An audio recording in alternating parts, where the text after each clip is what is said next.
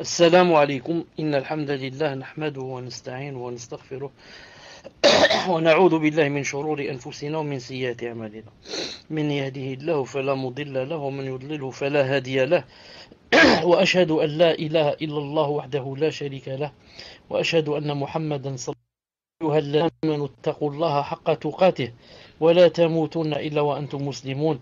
يا أيها الناس اتقوا ربكم الذي خلقكم من نفس واحدة وخلق منها زوجها وبث منهما رجالا كثيرا ونساء واتقوا الله الذي تساءلون به والأرحام إن الله كان عليكم رقيبا.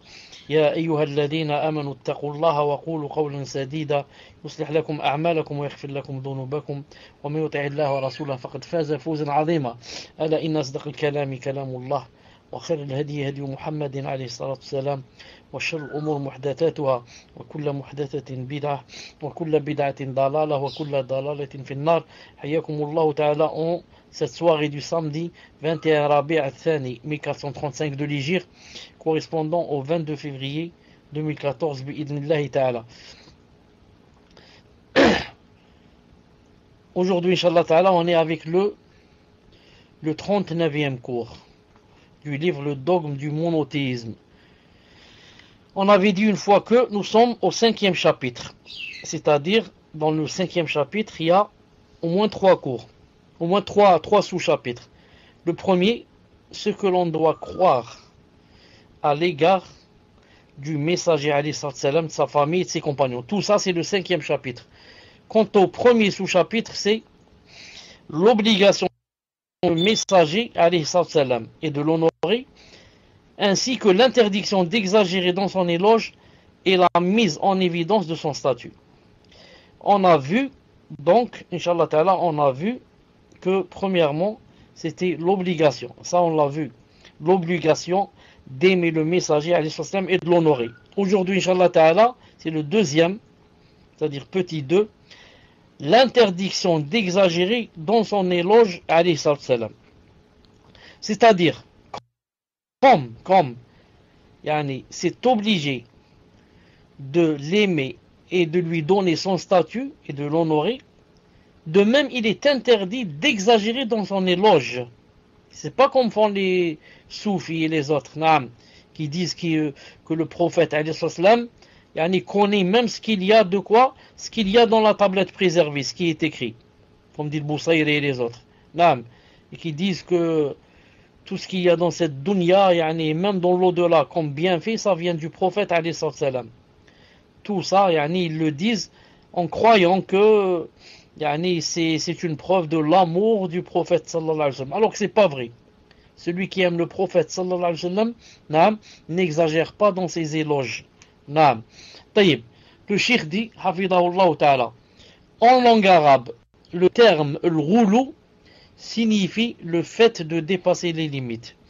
En termes arabes, le terme al-ghulu signifie le fait de dépasser les limites. Allah Ta'ala dit donc, Ya ahl al-kitabi la taghlu fi dinikum. Ya ahl al-kitabi la taghlu fi dinikum. 471. C'est-à-dire, aux gens du livre, c'est-à-dire les chrétiens, n'exagérez pas dans votre religion. Aux gens du livre, c'est-à-dire les chrétiens, n'exagérez pas dans votre religion.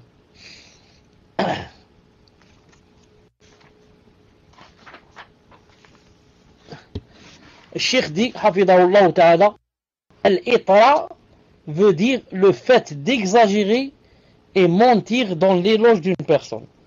Et le mot al-itra, avec ta au lieu de t, al-itra, signifie le fait d'exagérer et de mentir dans l'éloge d'une personne.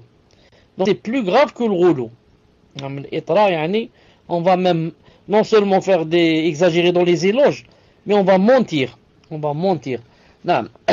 Cheikh dit, hafidahullah ta'ala, dépasser les limites à l'égard du prophète sallallahu alayhi wa sallam signifie exagérer à son sujet au point de l'élever au-delà de son rang de serviteur et messager d'Allah et de lui attribuer des spécificités de la divinité.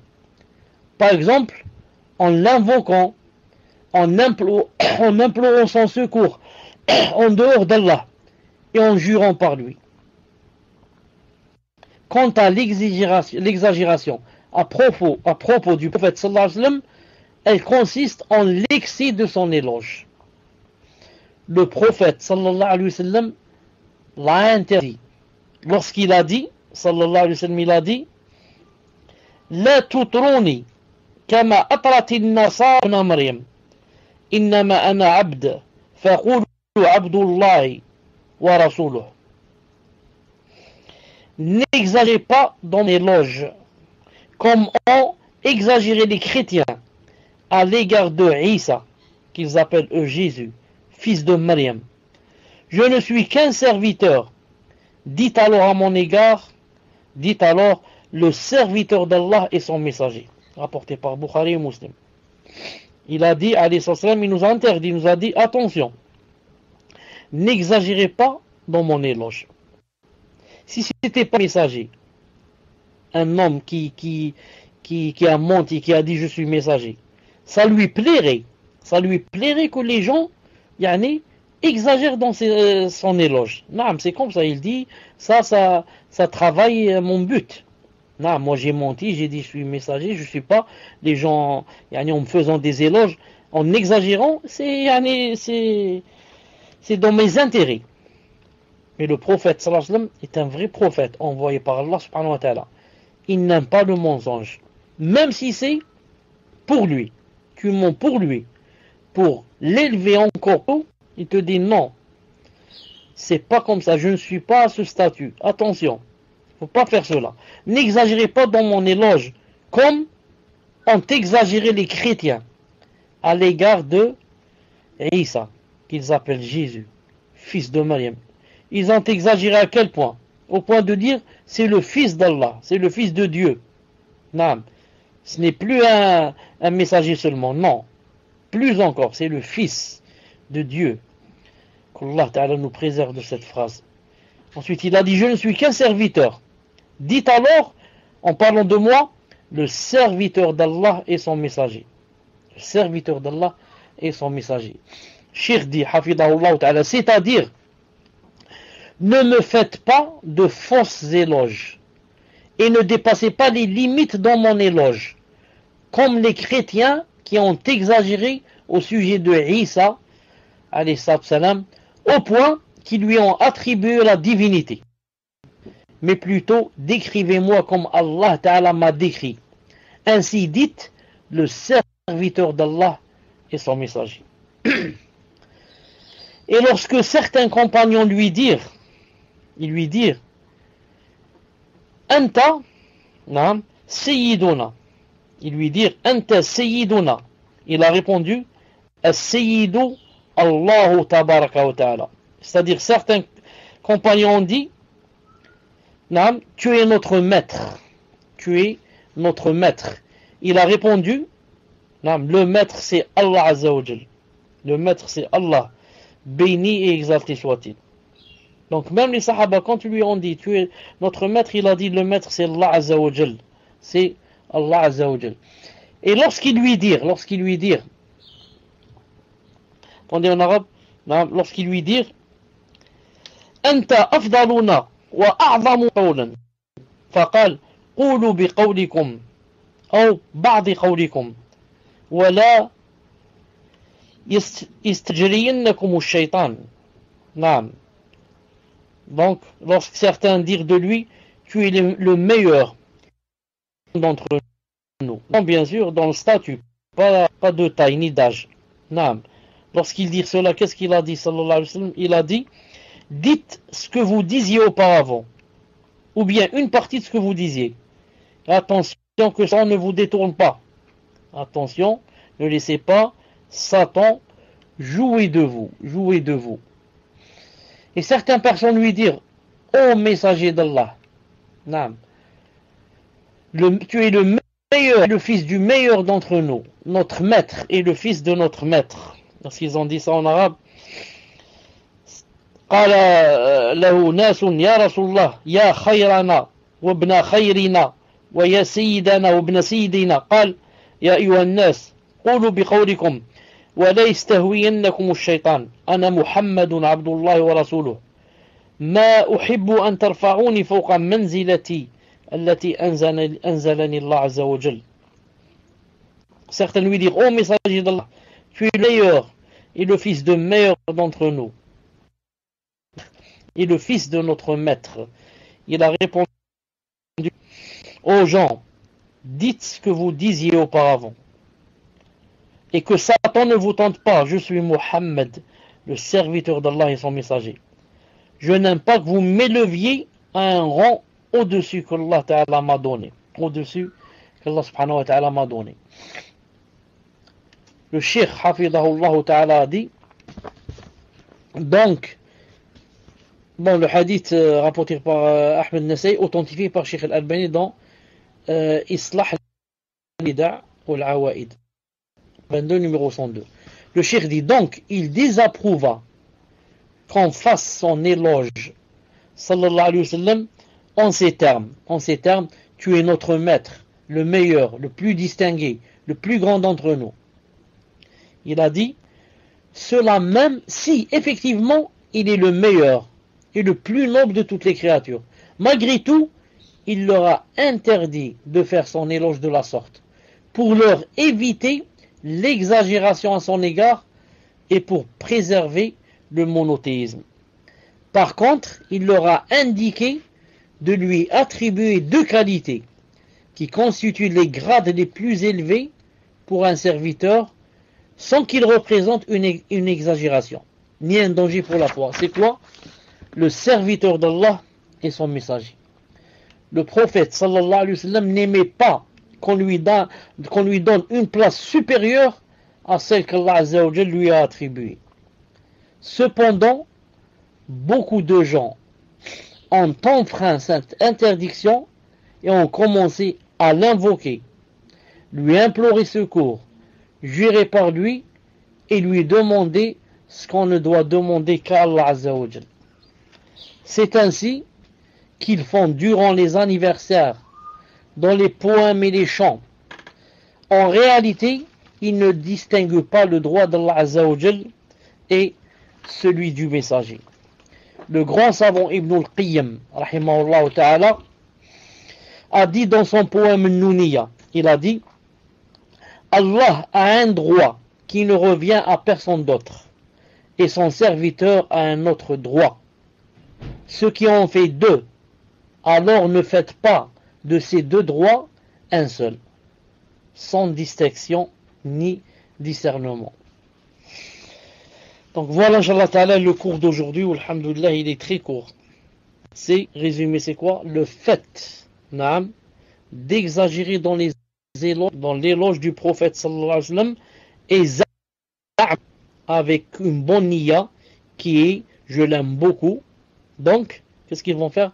Ils vont faire des éloges au point de l'élever au-dessus du statut et de la place qu'Allah lui a donnée. On dit non, ça c'est faux. Si vraiment tu l'aimais, tu devais lui obéir quand il t'a interdit. Il t'a interdit de l'élever à plus que son statut. C'est ça le vrai amour. Le vrai amour du prophète sallallahu alayhi wa sallam consiste à ce que tu lui obéisses et ne lui désobéisses pas. Donc il t'a interdit d'exagérer dans son éloge. Donc si vraiment tu l'aimes, tu ne dois pas exagérer dans son éloge bi'idhnillahi ta'ala. Le prochain cours, Inch'Allah ta'ala, et le dernier dans ce sous-chapitre, ce sera la mise en évidence de son statut. La mise en évidence de son statut bi'idhnillahi ta'ala. Naam. Voilà, Inch'Allah ta'ala, pour d'aujourd'hui. Naam. Subhanakallahumma wa bihamdik. Ashhadu an la ilaha illa ant. Astaghfiruka wa atubu ilayk. Assalamu alaikum wa rahmatullahi wa barakatuh.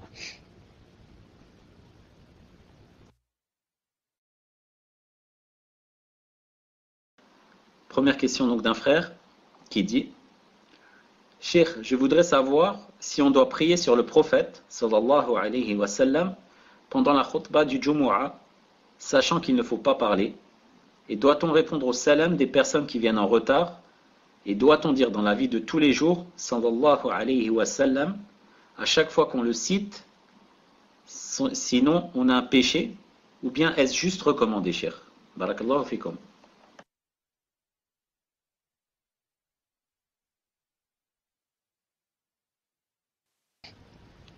Bismillah ar-Rahman ar-Rahim, wa salatu wa salam ala ashraf al-mursalin. Est-ce que vous m'entendez? Alhamdulillah. Donc, si vous remarquez, il y a trois questions dans cette question. La première, est-ce que dans la khutbah de Jumu'ah, si le khatib, s'il dit, s'il prononce le prophète à son nom, est-ce que on dit sallallahu alayhi wa sallam ou on ne dit pas? Les savants sont unanimes que si le khatib, s'il demande, il dit, par exemple, il dit le verset ya ayyuhalladhina amanu inna Allaha wa malaikatahu yusalluna 'alan nabi ya ayyuhalladhina amanu sallu alayhi wa sallimu taslima. Il s'arrête et il nous demande. Ils sont unanimes pour dire que tu dois dire sallallahu alayhi wa sallam. Mais maintenant, si il est en train de parler, il a dit le prophète sallallahu alayhi wa sallam a fait telle ou telle chose, ou a dit telle ou telle chose, est-ce que là, on dit sallallahu alayhi wa sallam ou on ne dit pas? Une grande divergence entre les savants, une grande divergence. Je suis de l'avis qu'on dit. Je suis de l'avis qu'on dit, et c'est Inch'Allah Ta'ala ce que j'ai choisi, l'avis que j'ai choisi dans ma thèse de magistère qui est spécialement sur les règles de Salat al-Jumu'ah. Et c'est l'avis de l'un des grands savants, ou de deux ou trois, entre autres, je crois, Cheikh Rabi' Hafidahullah, si j'ai une bonne mémoire. Sinon, l'un des grands savants d'Arabie Saoudite. Al-Muhim, quand il dit donc sallallahu alayhi wa sallam, tu peux le dire seulement entre tes lèvres. Premièrement, tu as prié sur lui. Deuxièmement, tu n'as gêné personne. Tu l'as dit seulement entre tes lèvres. Et troisièmement, car lui, le khatib, quand il dit, il prononce le prophète sallam, la plupart du temps, lui aussi, il s'arrête pour dire sallallahu alayhi wa sallam. Donc toi, tu n'as rien perdu. Parce que les savants qui ont dit que on ne doit pas dire, ils ont dit car si tu dis, tu gênes les gens. D'un côté, et de l'autre, tu perturbes les autres. Non. Bon, tu perturbes et tu gênes, c'est la même chose. De l'autre, ils ont dit, quand tu vas dire alayhi salam, donc, celui qui fait la khutbah, il va dire des choses que tu ne vas pas entendre. Et nous, on dit non. Premièrement, tu ne gênes personne car tu dis entre tes lèvres. Et deuxièmement, qu'est-ce qu'il va dire ce khatib? Qu'est-ce qu'il va dire qui va t'échapper? Car toi, le temps de dire alayhi salam, ça prend une seconde. Taïb. Deuxièmement, il a dit, si quelqu'un nous dit salam alaykum, ça, on ne doit pas répondre. Ou si on répond, s'il a dit salam avec sa main et tu réponds avec ta main. Non. Ou alors si tu réponds seulement comme ça avec ta tête. Non. Ou alors seulement entre tes lèvres. Car sinon, imaginez, toute personne qui va rentrer, va dire salam alaykum, imaginez le problème qu'elle va faire. Si tout le monde va s'arrêter et lui dire alaykum salam wa rahmatullah. C'est pour cela que celui qui rentre le Jumu'ah, il ne lui est pas demandé de dire comme ça salam alaykum aux gens. Et la troisième des choses, il a dit, est-ce que c'est seulement recommandé ou c'est obligé de prier sur le prophète sallallahu alayhi wa sallam si quelqu'un cite son nom. Maintenant, on ne parle plus de Salat al-Jumu'ah, on parle en général. En général, on est assis, on a entendu quelqu'un citer le nom du prophète alayhi salam. Est-ce que c'est obligé de dire alayhi salam ou bien c'est seulement recommandé? Je dis, Wallahu ta'ala alam, c'est obligé. C'est obligé. Car le prophète sallallahu alayhi wa sallam a dit, entre autres, dans un hadith, il a dit que quiconque entend mon nom et ne dit pas alayhi salam, il a dit Raghuma anfu. Comme ça il a dit Raghuma anfu rajulin dhukirtu indah falam yusalli alayhi. C'est-à-dire il a demandé à Allah subhanahu wa ta'ala que de mettre le nez de la personne qui m'a entendu mon nom et n'a pas prié sur moi, il a demandé à Allah ta'ala qu'il mette son nom sur terre, sur la terre, qu'il descende le visage de cette personne, il le rabaisse jusqu'à ce que son nez touche la terre. Donc ça, c'est pas quelque chose de bien. que que quelqu'un te prenne par tes cheveux et te descende ta tête jusqu'à ce que ton visage touche le sol et la terre. C'est bien ou c'est pas bien? C'est pas une chose bien. Donc le prophète sallam a demandé à Allah Ta'ala, yani, quoi? De te faire une chose, yani, contre toi, une doua contre toi. Et donc ça prouve que c'est interdit celui qui l'entend sallallahu alayhi wa sallam et ne prie pas sur lui. Wallahu ta'ala a'lam. Tfaddal.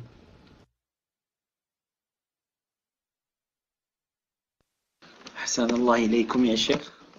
Question suivante d'un frère qui dit: j'ai entendu qu'il y avait une qa'ida sur kalimat al-tawhid, comme quoi il y avait une règle de grammaire que l'on a enlevé un mot.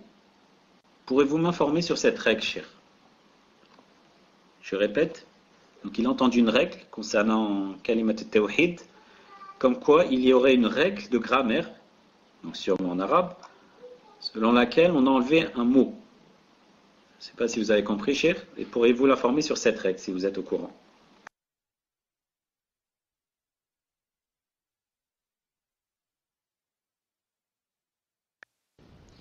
Je pense, wallahu ta'ala alam, qu'il de parler de la ilaha illallah. La ilaha illallah. Et il veut dire, yani, qu'il y a ici un mot qui manque. S'il parle de ça, je lui dis, naam, il y a un mot ici qui a été caché. Et ce mot, les savants ont divergé sur ce mot. Quel est ce mot? Cheikh Ibn Uthaymin a dit, la ilaha haqq. C'est ce mot qui a été caché. D'autres ont dit la ilaha ma'bouda bihaq, qui a été caché. Mais dans les deux cas, c'est le même sens. Donc, la ilaha illallah, c'est quoi? C'est la ilaha haqq. Il n'y a pas, quand on dit en français la ilaha illallah, ça veut dire mot à mot, pas la ilaha illallah. Pas de Dieu sauf Allah. Pas de Dieu sauf Allah. C'est mot à mot. Mais en fait, il y a un mot caché. C'est quoi? Pas de Dieu vrai. Le mot vrai qui est caché. Pas de Dieu vrai, sauf Allah. Car si tu dis pas de Dieu sauf Allah, on va te dire c'est faux. C'est plein de dieux. C'est plein de dieux. Le soleil c'est un dieu. Les statues sont des dieux. Le Hubble c'est un dieu. Pour certains, il y a un arbre qui est Dieu. L'argent c'est un Dieu. Et comme ça. Mais il faut dire, pas de Dieu vrai. Ou alors, pas de Dieu méritant l'adoration. Sauf Allah. Donc voilà le mot, Inch'Allah Ta'ala, caché. Et quand on dit la ilaha, comme vous savez là, c'est en arabe la nafiya lil jins. Et ce qui vient après elle, c'est la plupart du temps, il vient, comment on dit mabni al-fath. في محل اسم إن. Et on ne dit pas que c'est ism inna comme c'est mudaf. Comme on dit la thawba majdin illa thawba muhammadin. La thawba majdin. Ici on dit ism inna mansub bil fatha. Pourquoi? Parce qu'il est mudaf. La thawba majdin. Il y a majd qui est mudaf. Mudaf, il est après lui. Sinon, la plupart des cas, quand un mot vient après la, qui est nafiya lil jins, dans son analyse, on dit mabni ala al-fath et on ne dit pas mansoub. Et on ne dit pas mansoub bil fatha. Tfaddal.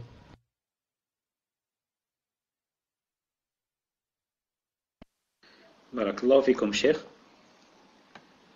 Question suivante d'une sœur qui dit: Cheikh, je voudrais que vous m'expliquiez, bi'idnillah, le hadith où Allah Azza wa Jal a ri de ce qu'ont fait une femme et son mari quand ils ont eu comme invité le prophète sallallahu alayhi wa sallam. Pouvez-vous nous expliquer le hadith, puis aussi nous expliquer le fait que la femme a mangé avec son mari et l'invité de son mari? Est-ce parce que c'était le prophète sallallahu alayhi wa sallam, ou est-il permis dans un cas pareil de manger à la même table avec un mari et un frère? Je ne vois pas bien quel rapport avec la aqida, mais à part le début. Khair, Inch'Allah. J'ai pas compris la fin. Qu'est-ce que tu as dit une phrase? J'ai entendu un mot qui m'a étonné. Répète-tu la dernière phrase, tfaddal, si j'ai bien entendu.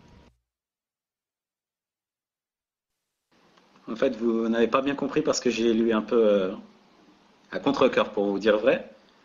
Parce que j'avais bien précisé que c'était des questions sur la aqidah si ça n'était sur le cours. Donc la personne a dit, pouvez-vous nous expliquer le hadith, puis aussi nous expliquer le fait que la femme a mangé avec son mari et l'invité de son mari. Je ne sais pas, vous considérez que c'est aqidah ça cher. De nous expliquer que la femme a mangé avec son mari et l'invité de son mari. Est-ce parce que c'était le prophète sallallahu alayhi wa sallam, ou est-il permis dans un cas pareil de manger à la même table avec un mari et un frère? Barakallahu fikum cher.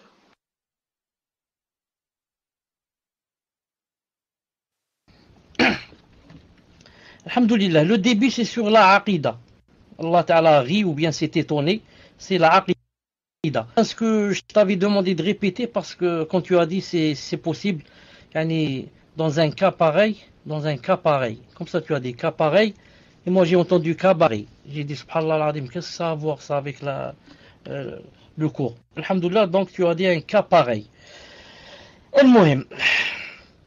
Donc la personne, je pense, voilà, alhamdulillah. La personne, s'est étonnée, je crois, du rire d'Allah subhanahu wa ta'ala. Allah ta'ala, donc, qu'est-ce qu'elle veut exactement savoir par le rire d'Allah subhanahu wa ta'ala? Est-ce qu'elle veut savoir, est-ce que c'est un rire véridique ou ce que disent les salafs ou bien quoi? La personne n'a pas expliqué. Et moi, je dis, Allah ta'ala, les salafs disent, parmi ses attributs, il a le rire. Et parmi ses attributs, il a aussi l'étonnement. Et, comme vous savez, que les attributs d'Allah subhanahu wa ta'ala lui conviennent. Ce sont des attributs qui lui conviennent de la façon la plus belle. Car quand on dit que Allah ta'ala rit, ça ne veut pas dire bien sûr qu'il rit comme nous. Nous, pour rire, on doit avoir des lèvres, on doit avoir une langue, il y a nos dents qui envoient quand on est en train de rire et on fait un certain son. Non, c'est pas comme ça Allah subhanahu wa ta'ala qu'il rit. Il rit d'une façon qui lui convient. Muhim, Sunnah al Jama'a disent que Allah ta'ala rit. Ils disent que Allah subhanahu wa ta'ala s'étonne. Et nous, quand on s'étonne, c'est parce qu'on ne sait pas. Tu dis, je suis étonné de te trouver dans cet endroit. Pourquoi? Parce que tu ne savais pas qu'il allait le trouver dans cet endroit. Mais Allah ta'ala, non. Il s'étonne d'un étonnement qui lui convient. Sinon, il sait. Il sait que X allait faire telle chose ou bien. Al-Muhim. Ça, c'est la première partie de la première question. Allah ta'ala rit et Allah ta'ala s'étonne. Avec des hadiths authentiques, et elle vient d'en citer un. La deuxième des choses, comment se fait-il? Elle a dit que cette femme a mangé avec son mari. Est-ce une particularité? A mangé avec son mari et l'invité. Elle a dit, est-ce une particularité? Le prophète sallam c'était l'invité. Je dis, c'est pas le prophète sallam qui était invité. Mais le prophète sallam a envoyé. Elle a dit, qui peut recevoir cette comme hôte de ma part. Donc la femme a mangé avec son mari et un invité, et non le prophète sallallahu alayhi wa sallam. Et maintenant elle a dit, comment ça se fait donc qu'ils ont mangé ensemble? Est-ce que à cause que c'était le prophète sallallahu alayhi wa sallam? Je dis non, c'était pas le prophète, c'est une autre personne. Donc la question va changer. Comment se fait-il que cette femme ait mangé avec son mari et un autre? Je dis, il n'y a aucun mal à cela. En islam, il n'y a aucun mal à ça. Si la femme est dans une tenue correcte et que son mari est présent et qu'il y a un étranger avec eux et son mari a accepté qu'elle mange avec cet homme. Et il y a un hadith qu'a cité Cheikh Al-Albani rahimahullah ta'ala dans Silsila Sahiha, comme quoi il y avait quelqu'un, un sahabi qui était présent à un mariage, à une fête. Il a dit, dans cette fête de mariage, ne nous a servi à manger que la mariée. Comme ça il a dit. Cheikh Al-Albani a dit hadith sahih. Il a dit, maintenant, je ne sais pas si on peut appliquer ça ou pas, cela dépend des familles, cela dépend des sociétés, cela dépend. Qu'a dit le sahabi, il a dit, j'ai assisté à un mariage au temps du prophète sallallahu alayhi wa sallam, et celui qui nous a servi à manger, à nous les hommes, c'était la mariée. C'était la mariée qui nous déposait à manger, et on a mangé, et on est parti. Donc c'est pour dire que yani, si vraiment on est sûr que quoi, qu'il n'y a pas de fitna et que yani, tout est correct, tout est dans l'ordre, il n'y a pas de vice, il n'y a rien, pas d'arrière-pensée, que ce n'est pas interdit, bi'idhnillahi subhanahu wa ta'ala. Et Cheikh Ben Baz, rahimahullah, je vous ai lu une fois une de ses fatwas où il dit que yani, c'est permis de manger ensemble, surtout dans la famille. Dans la famille, il a dit, si on est homme et femme, c'est permis de manger ensemble si yani, la femme est dans la tenue correcte et que il n'y a pas de vice, il n'y a pas de suspicion. Bi'idhnillahi ta'ala. Tfaddal.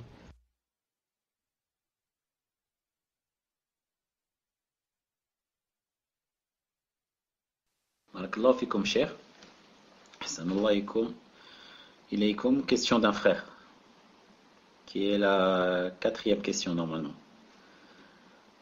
Cheikh, votre cours bénéfique m'a fait penser à un hadith sur lequel, alhamdulillah, je me posais des questions. Et bi'idhnillah ta'ala, vous allez peut-être éclairer ma lanterne. Ma question est donc, Cheikh, comment doit-on comprendre le hadith relatant qu'Ubay ibn Ka'b, radiallahu anhu, a demandé au prophète sallallahu alayhi wa sallam quelle part de sa prière il devait lui consacrer. Il lui a répondu, ce que tu veux. Puis le compagnon lui a dit, un quart, puis un tiers, puis la totalité de sa prière. Le prophète sallallahu alayhi wa sallam a dit, si tu procèdes ainsi, alors ton péché sera pardonné. C'est-à-dire, si tu consacres ta prière entièrement à moi, ton péché sera pardonné. La question, Cheikh, quel est le sens dans ce hadith de consacrer entièrement sa prière au prophète sallallahu alayhi wa sallam? Barakallahu fikum wa hayakumullah, Cheikh. Ma'lish, la question est très claire. Je voudrais juste savoir comment il a commencé sa phrase, sa question. Qu'est-ce que tu as dit qu'il avait un problème ou quelque chose comme ça? Je voudrais réécouter, Inch'Allah Ta'ala, le début. Tfaddal.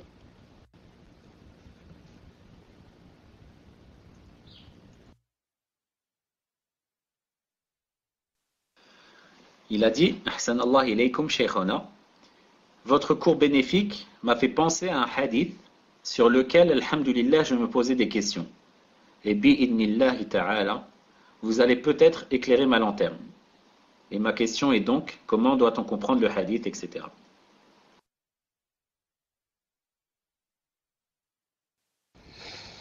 Naam, alhamdulillah.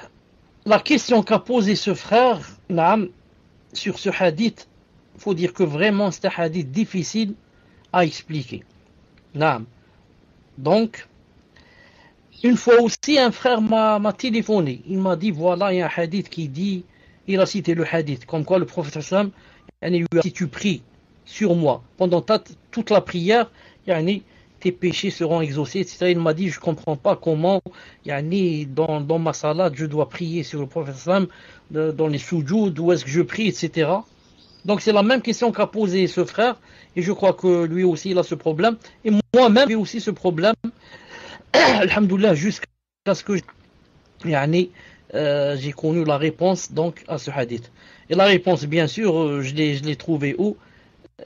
C'est pas la peine d'aller loin, vous devez avoir deviné que je l'ai trouvé chez Cheikh Ibn Uthaymin, rahimahullah ta'ala, dans Boulough al-Maram, l'explication de Boulough al-Maram. Donc, l'explication de ce hadith, c'est quoi? C'est comme a dit Cheikh Ibn Uthaymin, c'est avant que le prophète n'apprenne aux gens ce qu'on appelle la tahiyya, la deuxième. Allahumma salli ala Muhammad wa ala ali Muhammad, kama sallayta ala Ibrahim wa innaka hamidun majid. Allahumma barik ala Muhammad wa ala ali Muhammad, kama barakta ala Ibrahim wa ala ali Ibrahim innaka hamidun majid. Et bon, il y a beaucoup d'autres versions, ça c'est l'une des versions authentiques.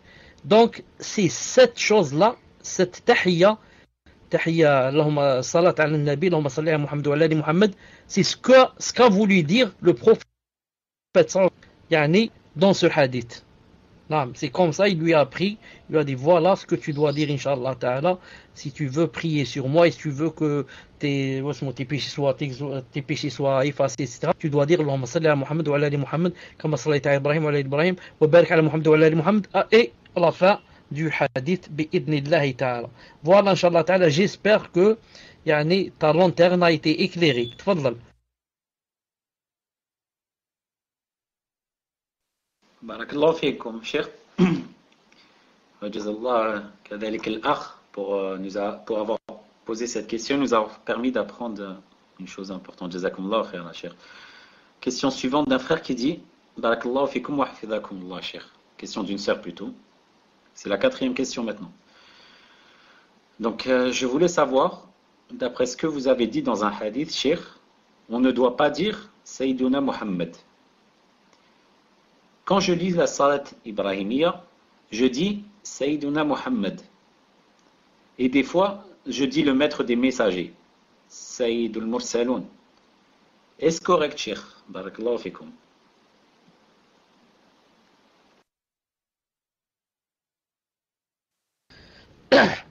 Afwan, j'ai pas entendu le dernier mot.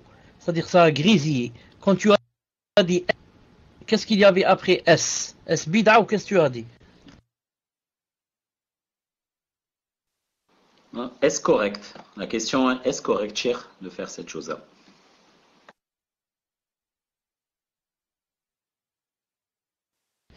Réponse, ce n'est pas correct. Réponse, ce n'est pas correct. Naam. Lisez le livre de Cheikh Al-Albani, la prière du prophète sallallahu alayhi wa sallam. Et vous m'entendez pas? Donc, qu'est-ce qui se passe? Maintenant, vous m'entendez ou là, vous m'entendez pas? Ibn Muhammad. 5 sur 7, alhamdoulilah. Donc, j'ai répondu, j'ai dit, n'était pas correct, Inch'Allah Ta'ala. Et celui qui veut vérifier, lise le livre de Cheikh Al-Albani. Sifatu Salatin Nabi sallallahu alayhi wa sallam. Naam. Il n'y a pas une version correcte, authentique, où on dit Salli ala Sayyidina Muhammad. Mais dans toutes les versions, on dit Allahumma salli ala Muhammad. Et quand on dit ala Muhammad, ça ne veut pas dire qu'on a descendu de son statut sallallahu alayhi wa sallam.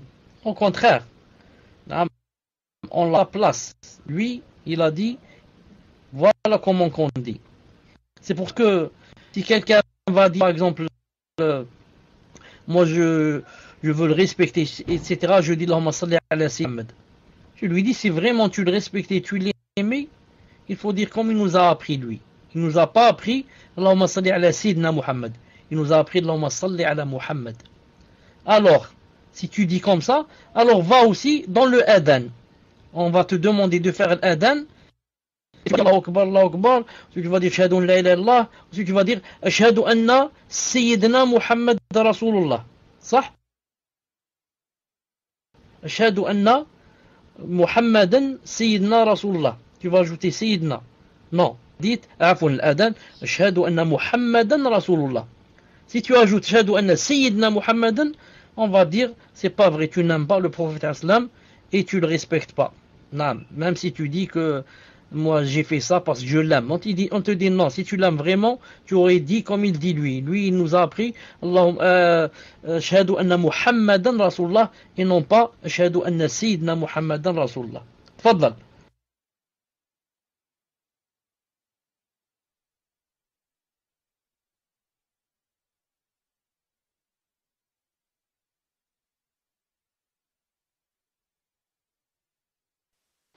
Barakallahu fikum, Cheikh.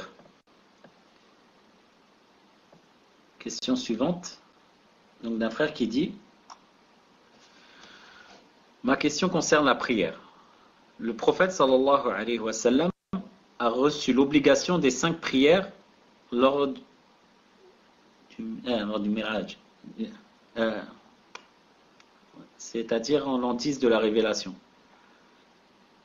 J'aimerais savoir si avant ce voyage nocturne, il y avait des prières et comment elles se faisaient. Ah, j'avais pas compris à fond. Donc, j'espère que vous avez compris, cher.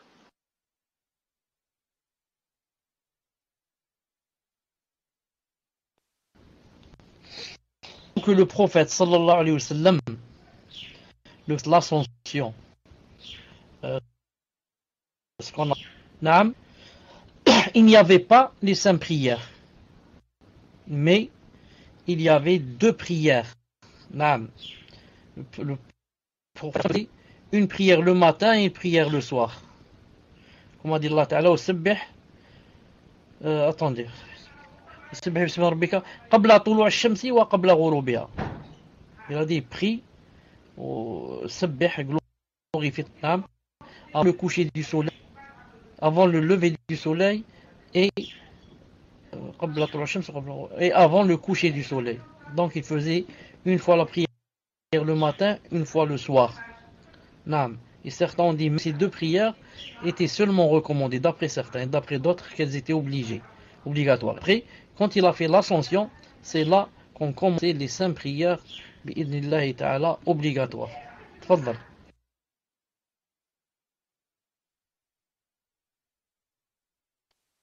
Barakallahu fikum, cher. Des fois, quand les mots sont en phonétique, c'est dur de les retrouver en arabe. Mais à la fois. Donc, chère, question suivante. 6e question, si je ne me trompe pas. Question d'une sœur qui dit, celle-là n'a aucun rapport avec la aqidah, donc je la passe. Vous y avez déjà répondu.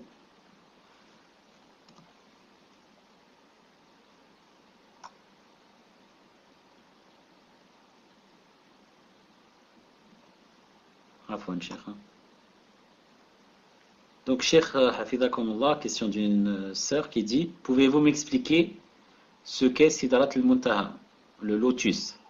Je vous avais posé la question sur la différence.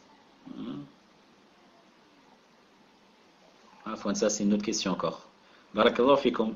Donc, c'est une question par personne et de ne pas enchaîner les questions. Barakallahu fikum.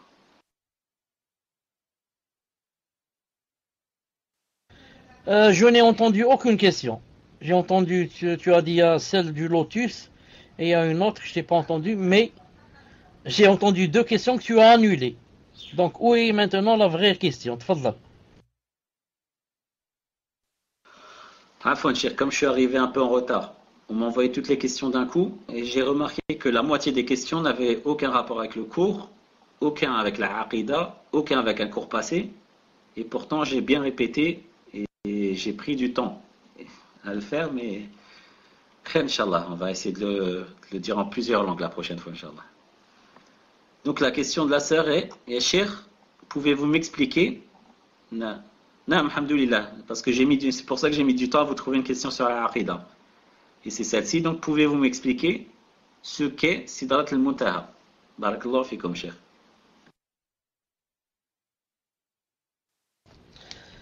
Sidrat al-Muntaha, je ne sais pas comment ça s'appelle en français, mais Sidr.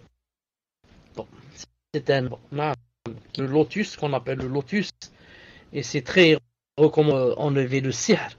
Pour enlever le sihr, on prend de lotus quand on va moudre le verre. Et ensuite, on fait le roussel avec. Et les savis. On ajoute de l'eau bien sûr et on lit et le kursi et le muawidat sur cette eau. المهم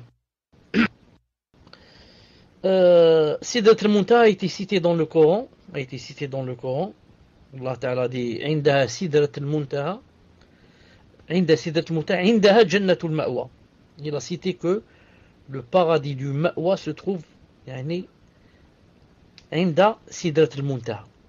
سدرة المنتهى, c'est un arbre qui se trouve après le 7e ciel, et on l'appelle le Muntaha parce que arrivé là-bas, tout s'arrête.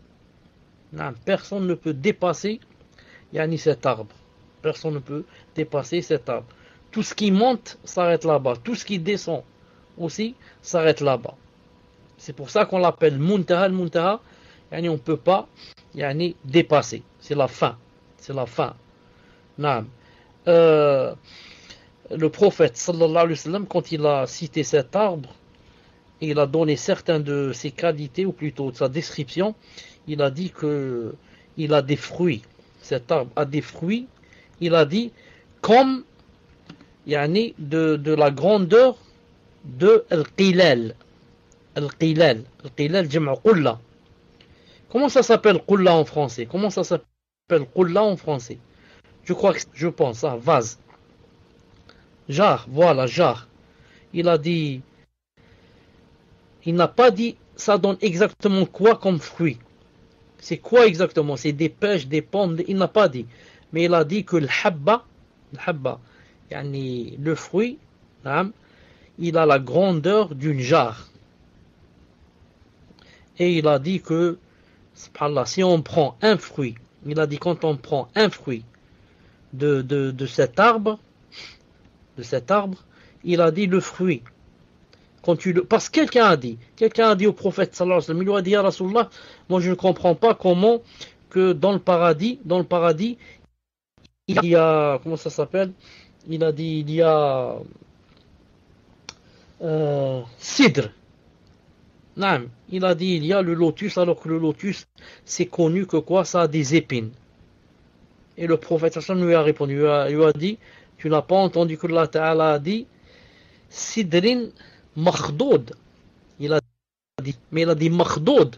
Makhdoud, ça veut dire couper. Allah Ta'ala lui a coupé quoi? Lui a coupé les épines. Il a dit, il a mis à la place des fruits. Il a dit, chaque fruit, subhanallah al-azim, il a dit le fruit. Quand tu l'ouvres, tu trouves à l'intérieur 70 ou 72 sortes de fruits. Dans un seul fruit. Imaginez, subhanallah al-azim, un fruit. Par exemple, une pomme.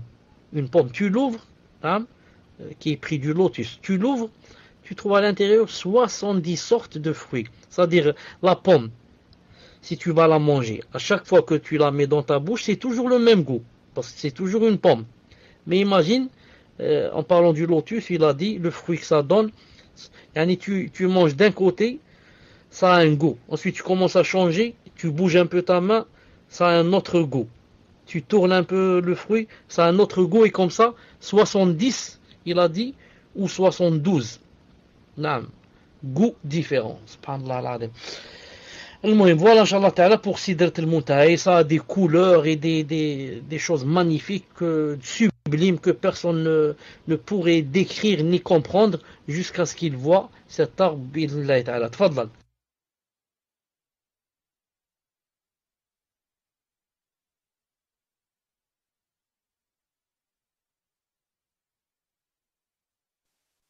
Barakallahu fikum. Donc, à la fois nos frères qui nous avaient envoyé le hadith, mais le hadith, j'ai pas réussi à le faire passer. Inch'Allah. Donc, question suivante d'une sœur qui dit, Cheikh, je vous avais posé une question sur la différence entre un prophète et messager. Et dans la question, je vous avais demandé si Al-Khadir, la personne qui était avec Moussa alayhi salam, était bien un prophète qui n'avait pas de message à transmettre.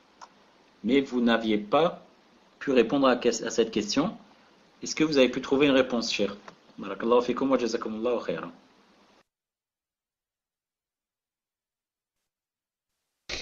Je ne me rappelle pas de cette question. Si c'est possible de la maintenant, il y avait quel pur. Donc c'est quoi la question? En fait, la question, elle remonte à quelques semaines, je m'en souviens, voire mois. Et la personne vous demandait si Al-Khadir, qui était avec Moussa alayhi salam, est-ce que c'était juste un homme pieux ou un prophète qui n'avait pas de message à transmettre, cher. Et je me souviens qu'à l'époque, vous avez dit que vous alliez chercher la réponse, mais personne ne vous l'a rappelé cette question. Donc, est-ce que vous avez quand même pu avoir une réponse entre-temps, cher?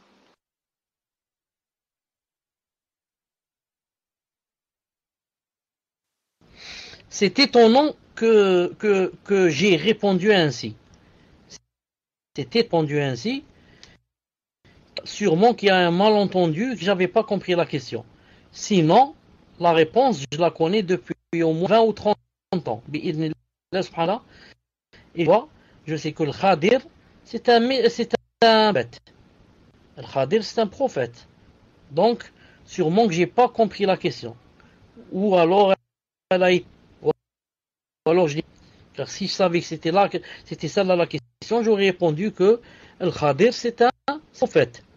D'ailleurs, dans l'histoire sorte al-Kahf, Moussa alayhi salam, Al-Khadir et le valet, ils étaient trois. Sachez que les trois étaient des messagers, des prophètes, afwan. Les trois. Moussa alayhi salam, prophète et messager, et Al-Khadir, c'est un prophète, et qui et Yusha ibn Nun, le valet, c'est aussi un. Et bien sûr, si quelqu'un va pas, va dire c'est quoi Alma. Bon, je reviens alors, je sors et je reviens.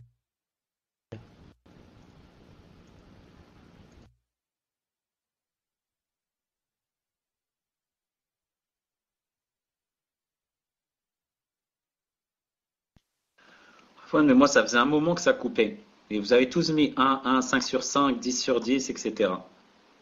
Donc, est-ce que ça vient juste de couper pour vous ou pas? Ça vient juste de couper à l'instant, parce que moi, il y avait même des personnes qui me disaient qu'elles sont en France et qu'elles n'entendaient pas cher non plus. Donc, subhanallah, il y a des réseaux différents.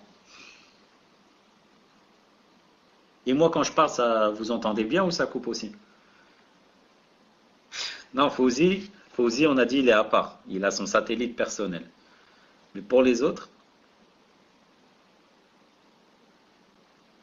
non, moi, vous m'entendez, ça coupe pas, Inch'Allah. Alhamdulillah. Et bien évidemment, couper ce qui vient d'être dit, ça n'a aucune faïda pour que ce soit sur le site de Cheikh ou autre. Barakallah, comme Riyad et Fauzi. Hayakumullah.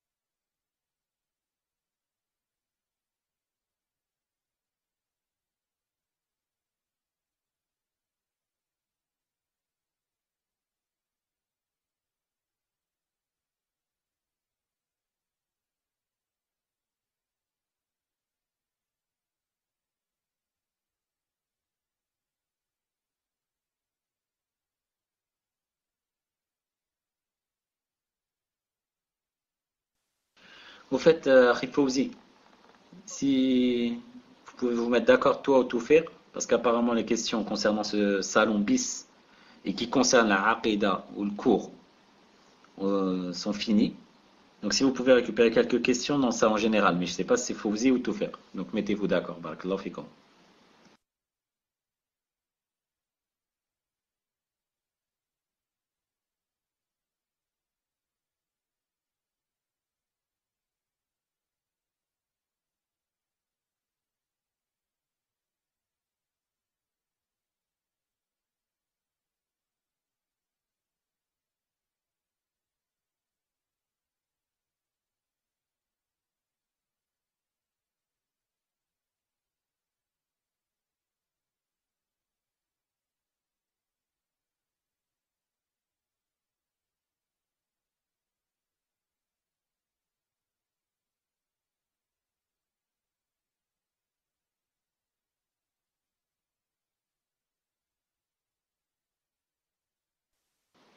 Mais Afwan, en fait, les questions ne sont pas finies dans le salon bis. Il y en a d'autres apparemment, Inch'Allah.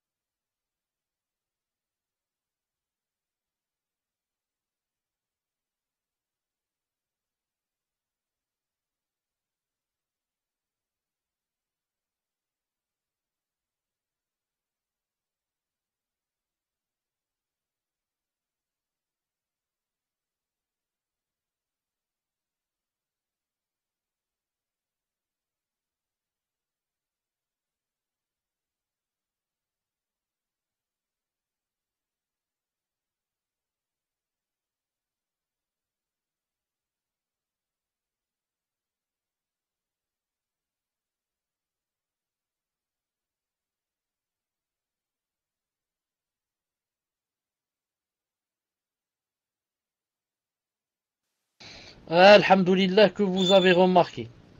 Alhamdulillah que vous avez remarqué. Est-ce que vous m'entendez maintenant? Est-ce que vous m'entendez?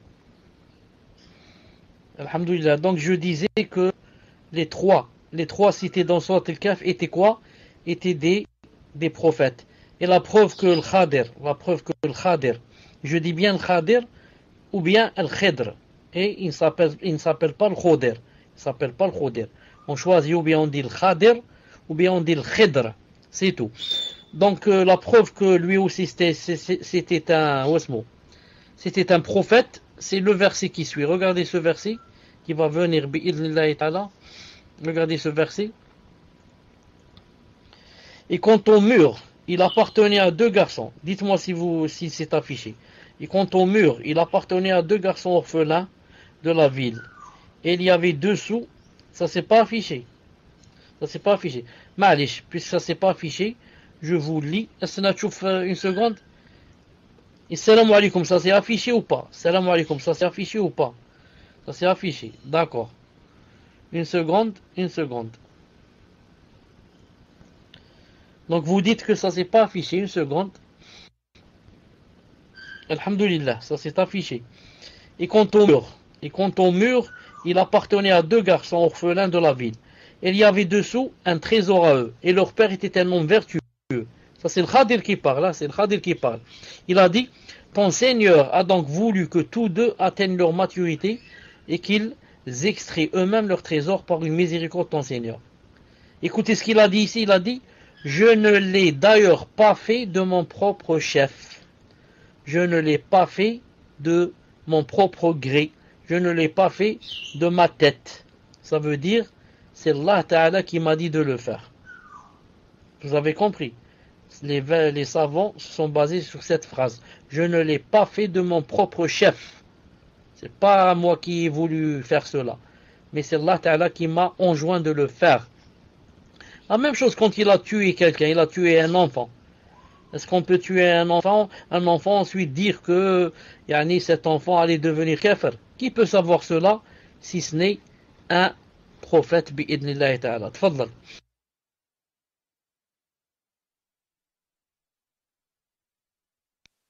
Barakallahu fikum, cher.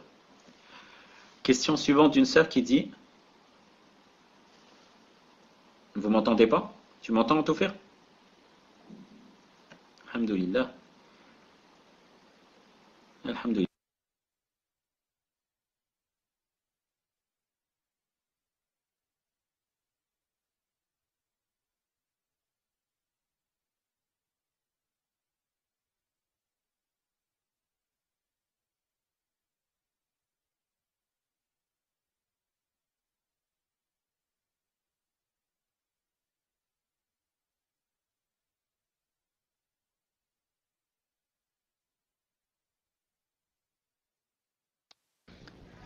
Ibn Muhammad, tu n'es pas là. Ibn Muhammad, tu n'as pas le micro. Ibn Muhammad, tu n'as pas le micro. Afwan, je ne sais pas pourquoi je l'ai perdu. Est-ce que vous m'entendez là? Alhamdulillah.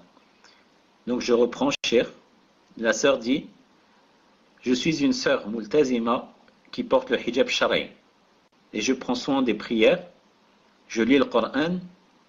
Mais depuis un certain temps, j'éprouve un mal, cher, qui est qu'à chaque fois que je me réveille, donc de mon sommeil, je commence à penser au Jahannam.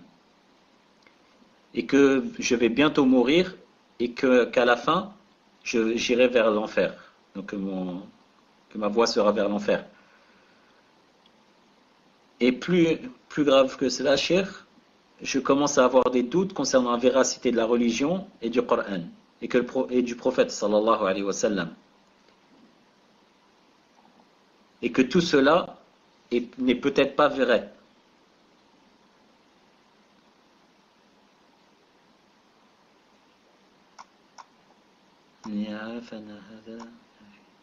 Et je sais que toutes ces pensées, chères, elle a des doutes concernant la véracité de l'islam et la véracité du prophète sallallahu alayhi wa sallam et du Coran, etc. Et elle dit qu'elle sait que tout cela est du kufr. Et à chaque fois, donc, elle se reprend et elle demande pardon à Allah Azza wa Jal. Et je fais des efforts dans ma religion, mais je ne peux pas repousser toutes ces pensées chères. C'est surtout chères au moment de son réveil. Dès qu'elle se réveille, elle a tout le temps ses pensées chères. Et donc elle ressent plusieurs choses. Parmi elles, irhaq, cher, et de la fatigue. Est-ce que Cheikh, elle demande, donc sa question, et en fait Cheikh, la question est en arabe et je la traduis en direct, c'est pour ça que je mets un peu de temps. Donc elle dit, Cheikh, est-ce que je serai, donc est-ce qu'Allah Azza wa Jal va la juger sur ça, Yom al-Qiyamah, concernant toutes ses pensées, sachant qu'elle demande à Allah Azza wa Jal la protection de ses pensées et la protection contre Shaitan Rajim.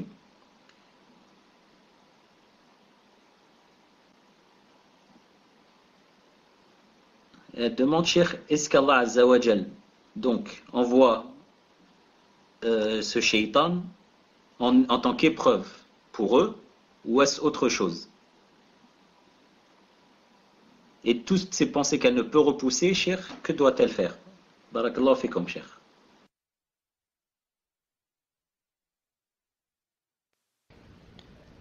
Wa alaykoum salam. Est-ce que vous m'entendez?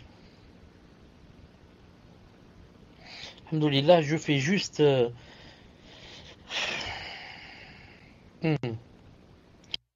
Je lise parce que tu m'as résumé, comment on dit.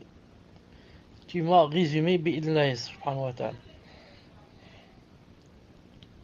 Bon, il vaut mieux que je lise, on ne sait jamais que tu as dit un mot à la place d'un autre et que c'est important. الله أعلم. أسنى شفت غيرها. أنا أخت ملتزمة بالحجاب الشرعي وأحافظ على الصلاة وأقرأ القرآن. Voilà, شوف, toi tu as dit أنا أخت ملتزمة. Et là, j'allais lui faire deux reproches. Le premier, de dire multazima, car il fallait dire mustaqima. Et le deuxième, de dire Inch'Allah. Alors que maintenant, quand je lis, c'est autre chose. Elle a dit Ana ukht multazima bil hijab shara'i. Et non pas seulement multazima. Sinon, tu vois, j'allais dire deux choses. Voilà, toi, j'ai pas entendu la phrase avec le hijab shara'i. J'ai entendu seulement multazima. Peut-être que tu as lu et que je n'ai pas entendu. Allahu alam. Donc ça change tout. طيب. أقرأ القرآن ولكني منذ فترة وأنا أعاني حيث أني بمجرد أن أستيقظ من النوم أبدأ أفكر في جهنم وأني سوف أموت في النهاية وسيكون مصير النار ثم تطور الأمر إلى أن بدأت الشك في مصداقية الدين والقرآن والرسول عليه الصلاة والسلام وأن كل هذا قد يكون غير حقيقي وأني قد أدخل النار حتى لو لم أقترف جرما بالرغم من أني أعرف أن هذا التفكير كفر بالله ورغم أني أستغفر الله دائما واجتهد في ديني أكثر حتى أثبت إلا أني لا أستطيع طرد هذه الأفكار خاصة بمجرد الاستيقاظ من النوم مباشرة حيث أشعر بعدها بتعب وإرهاق وارتخاء الأعصاب فهل سأحاسب يوم القيامة على هذه الأفكار بالرغم أني أستعيذ بالله من الشيطان الرجيم أريد أن أعرف هل يسلط الله على عبادي هذا الشيطان الرجيم امتحانا لهم أم ماذا والذي لا يستطيع أن يفعل طيب la personne n'a pas dit si je dois lui répondre en arabe ou pas c'est très important et je pense que la est arabisante et voudrait l'arabe والله تعالى أعلم تفضل En fait, Cheikh Naam, la personne, elle est arabophone, mais je lui ai demandé s'il était possible et si elle comprenait bien le français, afin que la majorité des personnes puissent en profiter également. Et elle m'a dit qu'Alhamdoulilah, elle comprend, mais c'est surtout dans l'écriture qu'elle a un peu de problème. C'est pour ça que je me suis permis d'essayer de la traduire en même temps, afin de faire profiter le maximum de monde. Donc, Cheikh, vous pouvez répondre soit en arabe ou en français comme vous le souhaitez, et c'est à vous de faire le choix, Inch'Allah, Cheikh. Non, c'est plutôt à elle de faire le choix. Dans quelle langue elle comprend mieux ce que je vais dire. C'est à elle de choisir bi'idhnillahi ta'ala. Donc, je lui retourne la balle bi'idhnillahi ta'ala. Tfaddal.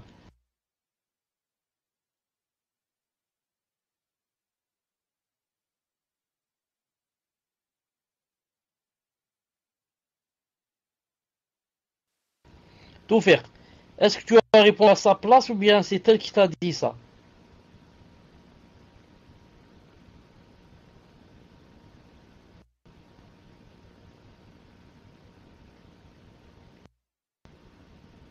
À sa place. D'accord. بسم الله الرحمن الرحيم والصلاة والسلام على أشرف المرسلين.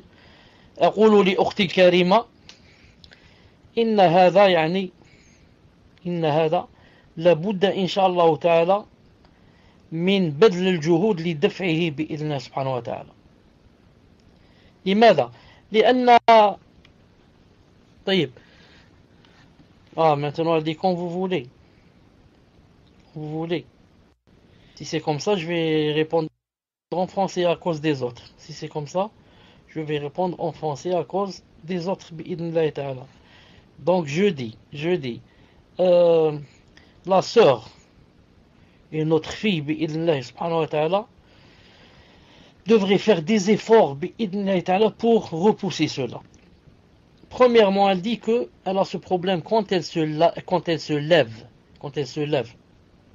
Et maintenant, si elle veut repousser cela, à partir du moment où elle se lève avec l'adhkar, alhamdulillah alladhi ahyana ba'd ma amatana wa ilayhi an-nushur. Et deuxièmement, elle ne devrait pas se donner beaucoup de vide. Le vide l'en profite. Il y a du vide, il vient et commence à faire les waswas. Mais si la personne, dès qu'elle se lève, elle commence à faire par exemple l'adhkar, va prier ou bien elle va lire le Coran ou bien, elle va écouter un cours ou bien, donc elle ne laisse pas de vide au shaitan qui vient faire les waswas. Et elle doit se dire que personne ne sort de l'islam quand il ne veut pas sortir. Personne ne sort. Alhamdulillah, c'est une ni'ma. Imaginez que, sans qu'on le veuille, on va sortir de l'islam. Je suis assis comme ça, ensuite, hop, je trouve que je suis sorti de l'islam. Ce serait vraiment grave, ça, vraiment difficile. Mais alhamdulillah, Allah Ta'ala nous facilite. Portez, tant que tu ne veux pas sortir de cet islam, mais que tu aimes cet islam, et alhamdoulilah que tu ne fais rien qui fasse sortir de l'islam, tu ne sortiras pas de l'islam. Toi-même, tu détestes ces sentiments.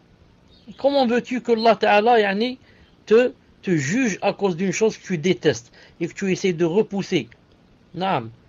Le prophète m'a dit quand quelqu'un sent pareil, qu'il crache sur l'épaule gauche.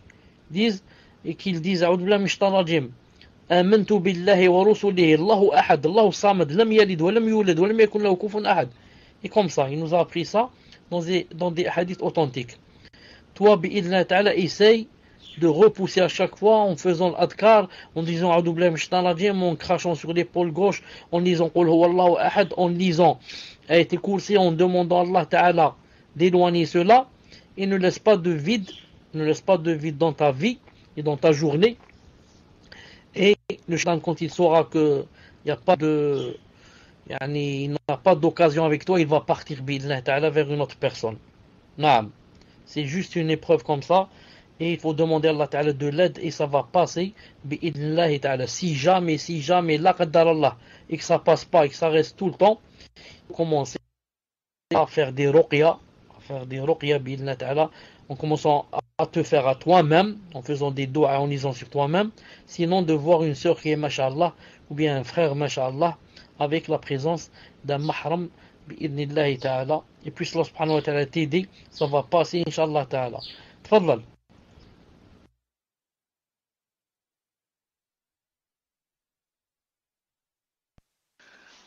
Amin. Barakallahu fikum, Cheikh. La personne qui avait posé la question sur Al-Khadir demande, Cheikh, donc Al-Khadir fait partie des prophètes qui ne sont pas obligés de transmettre un message, contrairement aux messagers qui sont forcément obligés de transmettre un message. Donc Cheikh, est-ce qu'il fait bien partie des prophètes qui ne sont pas obligés de transmettre un message, contrairement aux messagers qui sont forcément obligés de transmettre un message?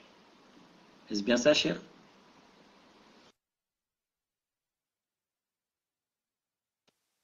Cette question en fait n'est pas très bien formulée parce que elle contient un peu d'ambiguïté. Quand elle dit donc il fait partie des prophètes qui sont pas obligés de transmettre un message. Certains vont croire donc les prophètes se divisent en deux. Il y en a ceux qui sont pas obligés de transmettre et il y en a ceux qui sont obligés de transmettre. Or c'est pas vrai. Donc cette façon de formuler prête à confusion. Normalement, on aurait dit donc il fait partie des prophètes et les prophètes n'ont pas de message à transmettre. Les prophètes, qu'est-ce qu'ils font? Ils continuent sur la voie du messager qui les a précédés. Mais ils transmettent. Ils ont des choses à transmettre. Mais ils n'ont pas un message propre à eux. C'est le message, ils transmettent le message du messager qui les a précédés. Car on a vu la fois passée, on a bien dit que attention à ce que vous vous trompiez, vous disiez comme certains que le prophète, Allah Ta'ala l'a envoyé, mais il n'a rien à transmettre. Donc il reste chez lui, il ferme les portes à clé, et il est avec ses enfants et il fait la prière. Donc à quoi ça sert on profite de quoi? Il nous est utile en quoi, ce prophète? Mais le vrai c'est de dire le prophète transmet, mais il n'a pas de message.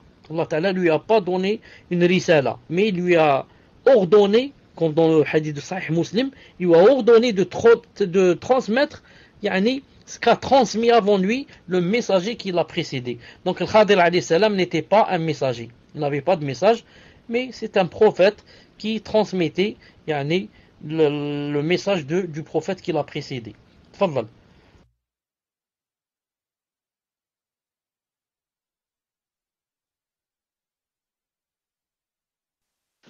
Barakallahu fikum, cher. Notre sœur dit, cher, vous aviez donné tout à l'heure la signification de Sayyiduna Muhammad et la sœur dit qu'elle n'a pas compris. Si vous pouvez la répéter, cher.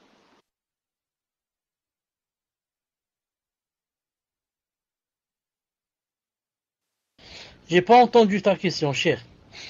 Il y avait des coupures et j'ai entendu seulement le début, la fin, et c'est pas une phrase. J'ai pas entendu une phrase, disons, qui a un sens. Tfaddal. Je ne sais pas si ça coupe de chez moi ou de chez vous. Donc la sœur demandait si vous pouviez répéter le sens de Sayyiduna Muhammad.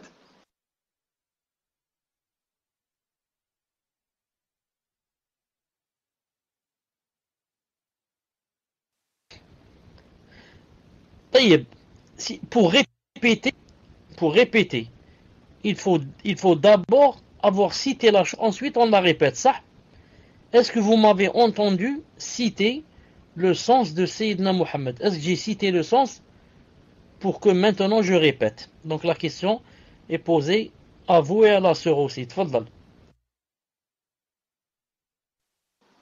En fait, je vous avoue, cher, que quand vous aviez répondu tout à l'heure, ça coupait chez moi. Donc, comme je croyais que le problème était chez moi, je pensais que c'est à ce moment-là que vous aviez donné le sens. C'est pour ça que je vous ai demandé de répéter, en fait. Et après, pour la sœur, je ne sais pas si elle avait entendu ou pas.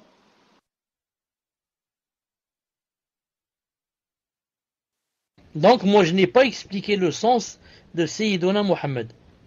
Mais j'ai dit que on ne dit pas Sayyiduna Muhammad quand on est en train de faire tashahhud. On dit Allahumma salli ala Muhammad. Kama sallayta ala Ibrahim wa barik ala Muhammad. Mais j'ai dit on ne dit pas Sayyiduna et je n'ai pas expliqué le sens. J'ai dit on le adhan anna Sayyidina Muhammad Rasulullah. Mais ashhadu anna Muhammadan Rasulullah. C'est tout. J'ai pas expliqué que ça veut dire Sayyiduna, même si Sayyiduna, ça veut dire le maître. Ça veut dire le maître. Sayyid. Naam. Tfaddal. Barakallahu fikum, cher. Question suivante d'un frère qui dit: Cheikh, hafidakumullah. Y a-t-il des personnes au paradis ou en enfer au jour d'aujourd'hui? Et où sont les prophètes également au jour d'aujourd'hui, cher. Il demande si vous pouvez faire dua pour un frère concernant sa tijara, son commerce. Barakallahu fikum, cher.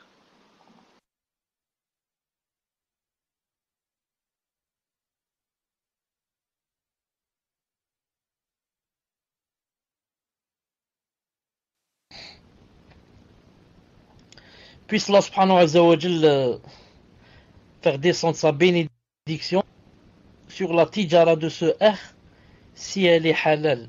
Si elle est halal, et puisse Allah subhanahu wa ta'ala aider ce R et tous les musulmans à ce que, qui font du commerce, à ce que leur commerce ne les retienne pas, ni contre une adoration d'Allah subhanahu wa ta'ala. Al-Muhim. Quant à la réponse à la question de Allah, je dis, bi'idnillah subhanahu wa ta'ala, que le prophète sallallahu alayhi wa sallam, quand il a fait l'ascension, il est rentré au paradis, il a vu des gens dans le paradis. De même qu'il a jeté un coup d'œil en enfer, il n'est pas rentré en enfer, mais a jeté un coup d'œil et a vu des hommes, et a vu des gens en enfer. Al-Muhim. Le paradis existe, maintenant où je suis en train de vous parler, il existe déjà. Et l'enfer existe. Et il y a des gens qui sont quoi?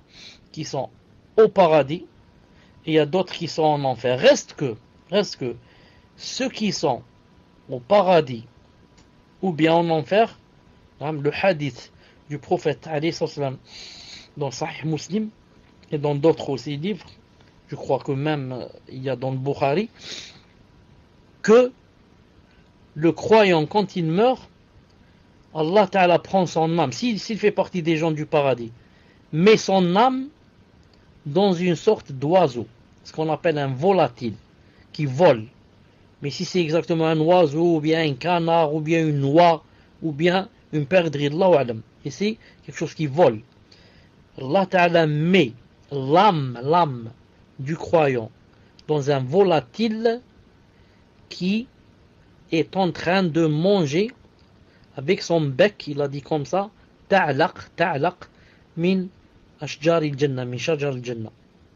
Donc, le croyant, quand il meurt, son âme se trouve dans un volatile, un oiseau, dans le paradis qui est en train de manger des arbres du paradis.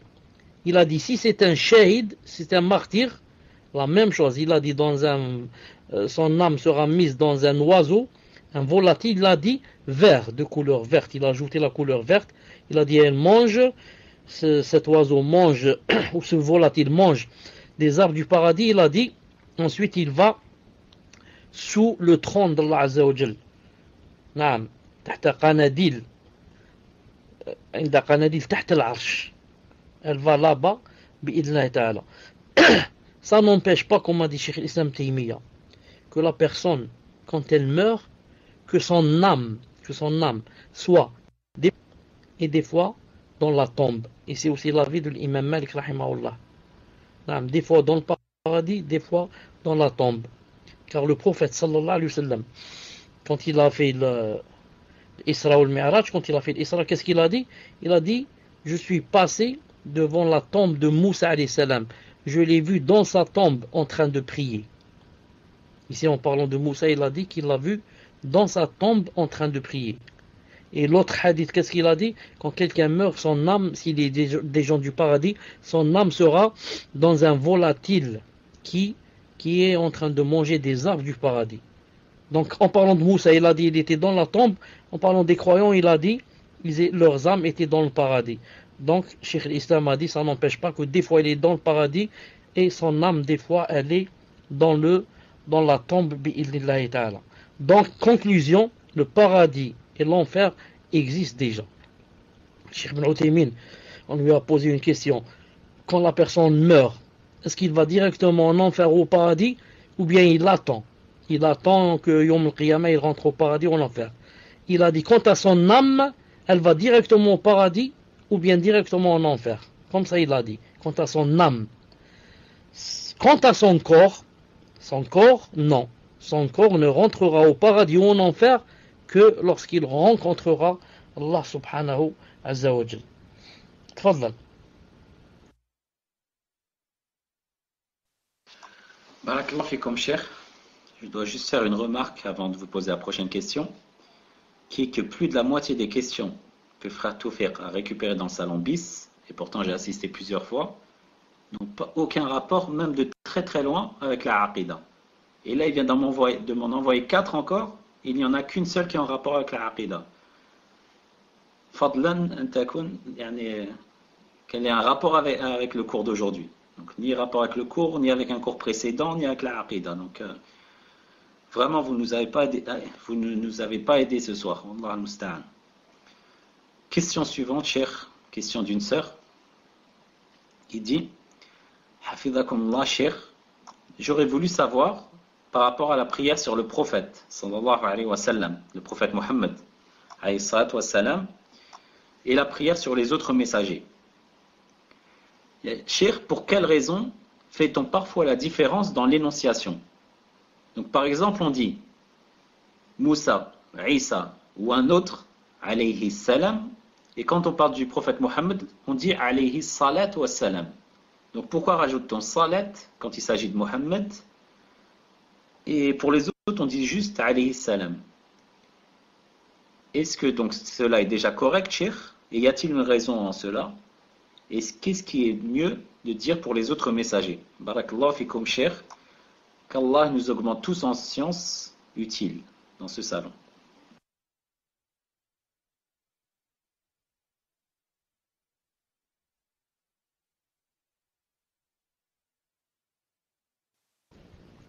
Naam, même les autres prophètes, tous, dire d'eux et on dit d'eux, alayhi salatu salam. Naam, en parlant de Isa, de n'importe quel nabi, naam, n'importe prophète, on dit de lui, alayhi salatu salam, c'est permis, c'est correct, c'est bien, ça donne des hasanat, naam. Quant au prophète sallallahu alayhi wa sallam, parce que, yani, il y a un verset qui dit de lui comme ça. إن الله وملائكته يصلون على النبي يا أيها الذين آمنوا صلوا عليه وسلموا. Il est clair le verset, il a dit صلوا عليه وسلموا. Faites la salat et le salam sur lui sallallahu alayhi wa sallam. Naam. Et lui bien sûr il a dit dans le hadith que quiconque fait la salat sur moi, que Allah Ta'ala prie sur lui 10. Toi tu pries, tu dis une fois Allahumma salli ala Allah Ta'ala prie sur toi 10 fois. Allahu Akbar. La prière d'Allah subhanahu wa ta'ala, c'est qu'il te fasse des éloges devant les anges. Subhanallah al-Azim. C'est pas une chose facile donc. C'est pas donné à tout le monde comme on dit.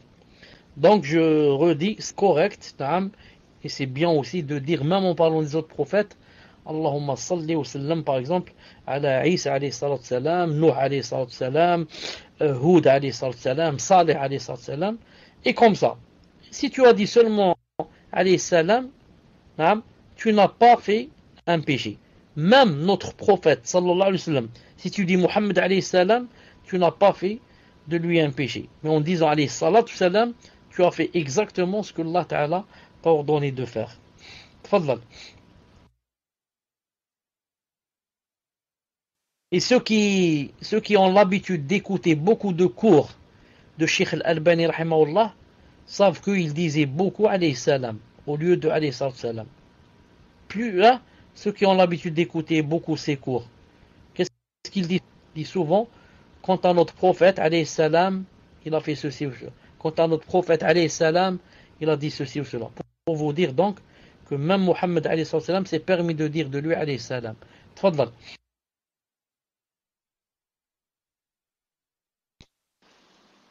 Barakallahu fikum, cher. Cheikh, Allah subhanahu wa ta'ala nous informe dans un verset, dans le sens rapproché donc, Surat al-Hajj, Surat 22, verset 47. Cependant, un jour auprès de ton Seigneur équivaut à 1000 ans de ce que vous comptez. Et dans un autre sens rapproché, les anges et l'esprit montent vers lui en un jour dont la durée est 50 000 ans.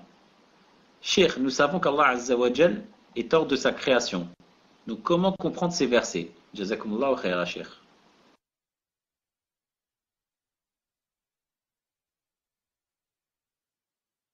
J'ai pas compris la question, فهمت? J'ai pas compris la question. تفضل.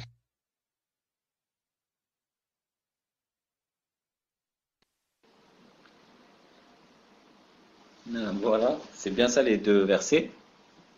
Les anges ainsi que l'esprit montent vers lui en un jour dont la durée est de 50 000 ans. Et dans un autre, il dit, cependant un jour auprès de ton Seigneur équivaut à 1000 ans de ce que vous comptez. Donc, Shir, nous savons qu'Allah Azzawajal est hors de sa création. Donc, comment comprendre ces versets? Je ne sais pas si c'est plus clair pour vous, mais pour moi non plus. Mais entre-temps, Inch'Allah, je vais demander une précision, à part si c'est plus clair pour vous, Shir. En fait, ce que j'ai pas compris, la phrase Allah est hors. Qu'est-ce qu'il a dit? Hors de création. Elle dit, je l'ai pas compris cette phrase.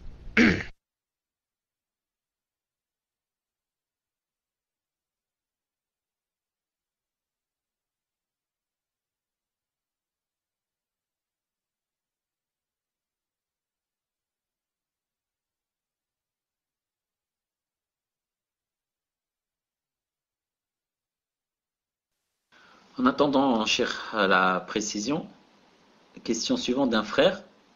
J'espère que vous comprendrez cette question, Shir.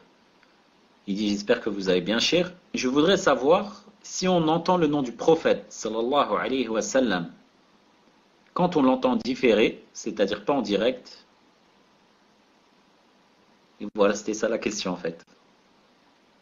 Si on entend le nom du prophète, alayhi wa sallam, quand on l'entend en différé. Est-ce que vous avez compris, Shir?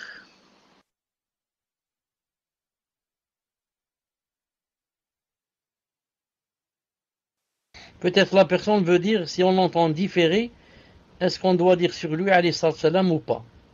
Si c'est ça la question, je lui dis oui. À chaque fois que tu entends le mot Muhammad en parlant du prophète, alayhi salam, tu dis sallallahu alayhi wa sallam. Naam, si c'est ça la question. Non, mais en fait, c'est bien ça. La question, doit-on prier sur lui?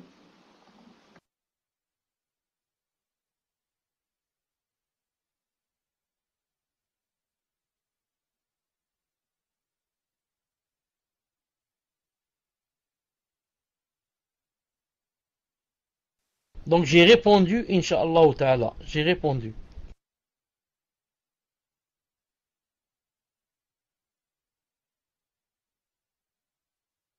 Afwan, Cheikh, je dois vous dire que c'est très laborieux ce soir, parce qu'entre les personnes qui ne répondent pas à tout faire, ceux qui ont les PV fermés, ceux qui posent des questions qui n'ont pas de rapport avec le cours, et autres.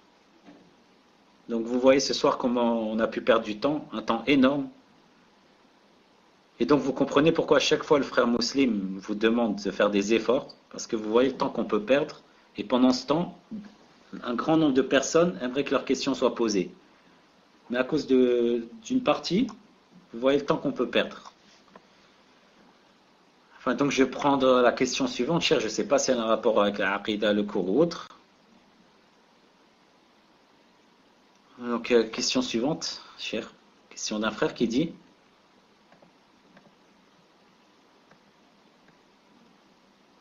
enfin, je vais revenir sur la précision de la sœur qui dit, donc par rapport aux deux versets, cher, quelle est la notion de jour?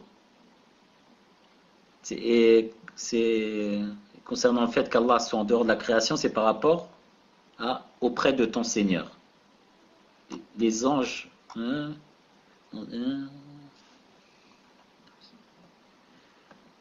donc cependant un jour auprès de ton Seigneur. Donc par rapport à auprès de ton Seigneur, elle dit, elle ne sait pas si c'est un problème de traduction, si c'est bien ça. Et quelle est la notion de jour à l'intérieur, cher?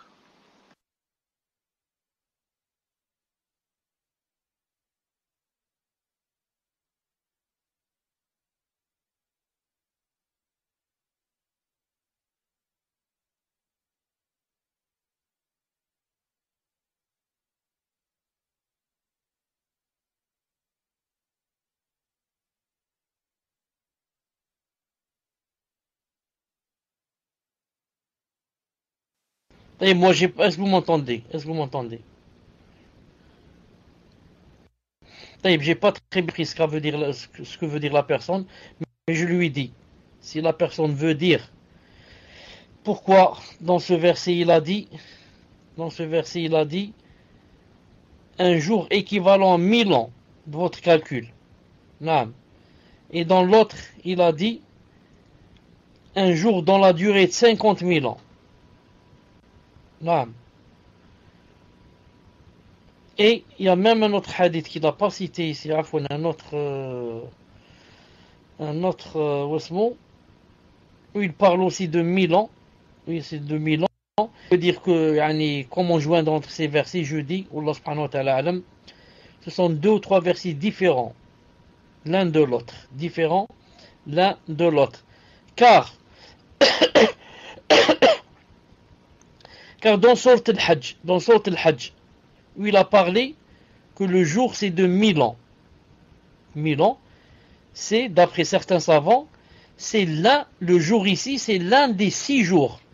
6 jours de création des cieux et des terres. Vous savez que Allah a créé les cieux et la terre en 6 jours. Donc chaque jour, il veut dire de 1000 ans. Comme ça a dit Shanqiti, rahimahullah, dans Adwa al-Bayan. Donc il parlait d'une chose. Et dans l'autre, dans Sourate Sijda, c'est-à-dire il est en train de parler que les anges montent chez lui, il a dit Elf sana, 1000 ans. Il a dit 1000 ans, on va dire donc, il n'y a pas de contradiction ici, il parle des anges quand ils montent. Il a dit que ils font un jour et le jour est de 1000 ans. Quant à Yom al-Qiyamah, c'est 50 000 ans. Un jour qui comprend de nos jours combien 50 elf. 50 elf, c'est 50 000. Donc, chaque verset cité a un sens qui lui est propre. Et ne parle pas de chaque verset est en train de parler d'une chose différente de l'autre. Donc c'est pour ça qu'il n'y a pas, Inch'Allah Ta'ala, de problème entre ces 3 versets. Chacun parle d'une chose différente. Tfaddal. Barakallah fikum cher. Question suivante d'une sœur qui dit qu'Allah vous guérisse ya cher et qu'Allah vous accorde le firdaus. Comment faire pour avoir tawakkul ala Allah cher? Barakallah fikum.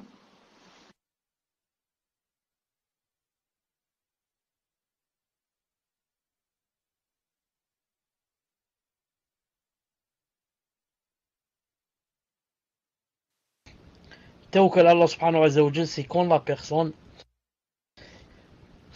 à force de, elle aime Allah subhanahu wa ta'ala et ensuite elle fait des ibadat et elle fait masha'Allah. Ensuite, elle place sa confiance en Allah subhanahu wa ta'ala. Et elle sait que ça marche ou ça marche pas, elle sera ravie de ce qui va en découler. Et vraiment, elle a noué dans son cœur que seul Allah donne et refuse. Et que personne ne peut lui donner une chose qu'Allah Ta'ala a refusée. Et que personne ne peut lui refuser une chose qu'Allah Ta'ala a donnée. Ensuite, elle commence à oublier les gens et les intermédiaires. Et maintenant, son cœur est lié à Allah subhanahu wa ta'ala. C'est lui qui donne, c'est lui qui refuse. Et maintenant, alhamdoulilah, oublier les gens. Et voilà maintenant que son cœur est apaisé, que seul Allah Ta'ala donne et seul Allah Ta'ala refuse. Et elle a atteint le degré de tawakkul. Et le tawakkul lui-même, disons, ça monte et ça descend, d'après la foi. Quand la foi est masha'Allah, etc., on a un tawakkul masha'Allah. Et quand la foi est faible, presque on oublie, astaghfirullah, on oublie Allah subhanahu wa ta'ala, on ne pense qu'aux gens et aux connaissances qui vont nous aider. Naam. Que Allah ta'ala nous aide. Tfaddal. Barakallah fikum cher. Question suivante d'un frère qui dit cher, quelle est la bonne définition de la aqidah et qu'est-ce que cela englobe? Barakallah fikum. La aqidah, ça vient du verbe aqada. Yaqidu. Aqada, il a noué. Tu fais un nœud. Aqida. Uqda. Quand le hadith a dit quoi? Il a dit quand la personne dort, Shaitan, qu'est-ce qu'il fait? Il vient lui faire sur sa tête ou son visage 3 nœuds. Thalathu uqad. Donc, qu'est-ce que ça a à voir le nœud maintenant avec la aqida? La aqida, ce sont des choses que tu apprends et, après les avoir apprises, tu vas nouer ton cœur.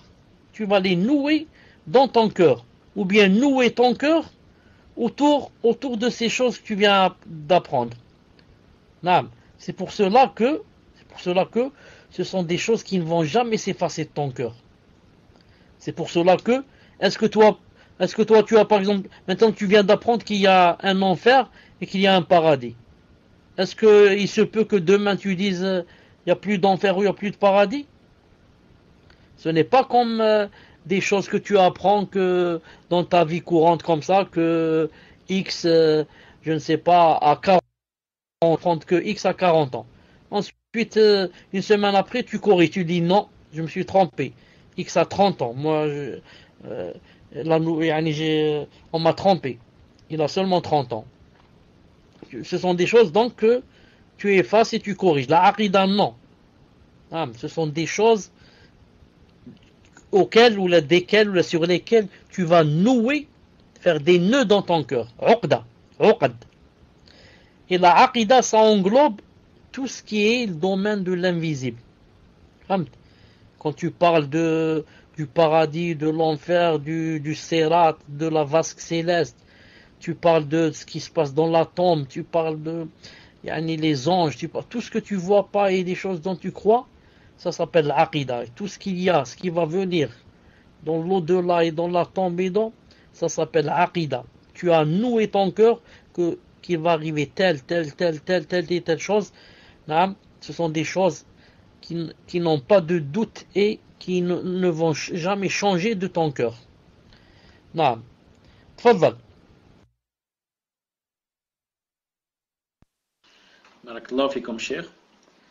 Question suivante d'un frère qui dit: cher, ici en Belgique, certains font le takfir des musulmans qui, par exemple, font le mariage à la commune après le mariage shara'i pour des raisons administratives et pour d'autres raisons que cela, cher.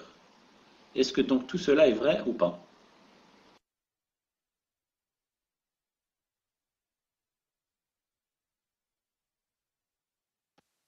J'ai pas bien saisi la question. Il a mumkin tou'id.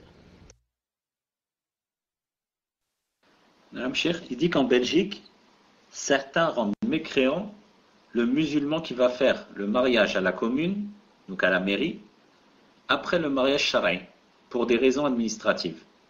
Et il demande est-ce que le fait de faire le mariage donc à la mairie, en Belgique, fait sortir de l'islam. Sachant qu'avant cela, il a fait le mariage shara'i, bien sûr. Et qu'il fait cela pour des raisons administratives.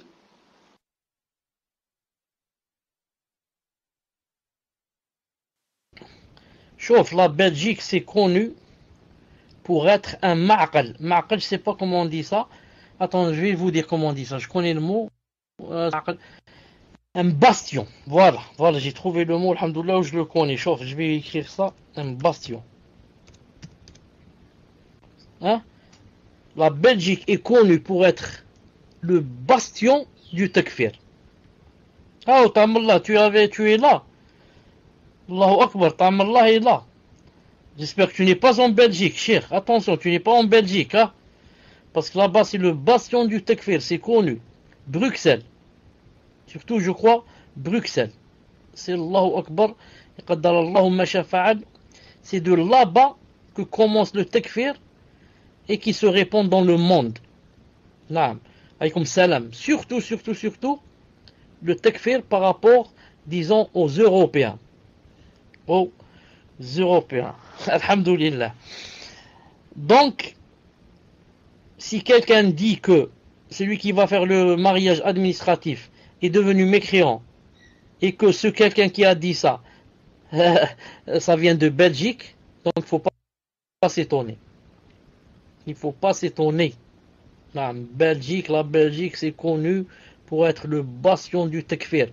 Parce que là-bas, qaddarallah, là-bas, il n'y a pas les savants. Il n'y a pas les savants de la sunna. Il n'y a pas les savants du minhaj. Donc les takfiris, qu'est-ce qu'ils font? Ils ont profité. Et ils se sont propagés. Et ça s'est vite propagé le tekfir en Belgique. Pourquoi il n'y a pas de savants? Il n'y a pas les savants qui vont là-bas, il n'y a rien. Il y a, je crois, un seul centre à Bruxelles, ou je ne sais pas quoi. Mais par rapport au tekfiri, etc., ce centre, masha'Allah, qui essaye de repousser tant qu'il peut, mais n'arrive pas. Pourquoi? Disons à 80% là-bas, ce sont des tekfiri, ou 90%. En Belgique, des frères, des frères. Donc c'est pour cela que ce n'est pas étonnant que qu'on entende une phrase pareille. Sinon, celui qui fait l'acte shara'i, ensuite va dans une mairie, même de Kofar, pour faire les papiers administratifs, celui-là est un musulman. Inch'Allah ta'ala, un musulman pur.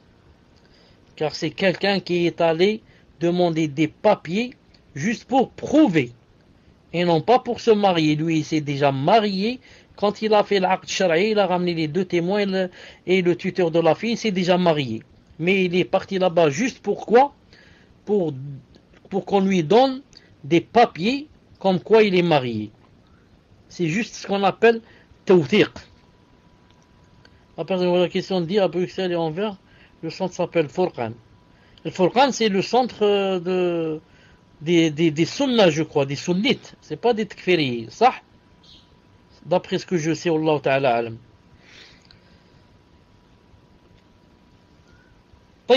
Mais ce qui est étonnant, voilà, ce qui est étonnant, c'est que ce takfiri qui a dit comme ça, qui a dit que celui qui va faire les papiers, il est devenu kafir. Ce qui est étonnant, c'est que ce frère, lui, enfin ce frère, j'appelle pas ça un frère, ça c'est mon ennemi. C'est mon ennemi qui a dit ça, mon ennemi du Minhaj, ce Khariji, le fils d'Ul Khuwaysira. Car Dhul Khuwaysira, c'est le grand-père de celui qui a dit ça.